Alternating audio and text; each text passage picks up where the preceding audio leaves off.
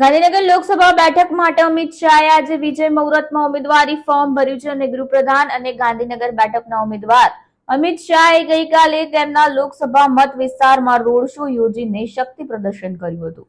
અમિત શાહે ગઈકાલે વિધાનસભાની 7 બેઠક પર મેગા રોડ શો કર્યો હતો અને ગઈકાલે કેન્દ્રીય ગૃહપ્રધાન અમિત શાહે રોડ શો થકી અમદાવાદ ઝંઝાવાતી પ્રચાર કર્યો હતો. અમિત શાહે 10 કલાકમાં લગભગ તેમની તમામ વિધાનસભા બેઠકો પર મેગા રોડ શો થકી શક્તિ પ્રદર્શન યોજ્યું હતું અને સવારે સાણંદમાં ભવ્ય રોડ શો યોજ્યા બાદ અમિત શાહે સાંજે રાણીપથી બીજો રોડ શો યોજ્યો, જે ઘાટલોડિયા, નારાયણપુરા અને થઈને વેજલપુર સુધી યોજ્યો હતો. અમિત શાહે વેજલપુરમાં જાહેર સભાને સંબોધી હતી.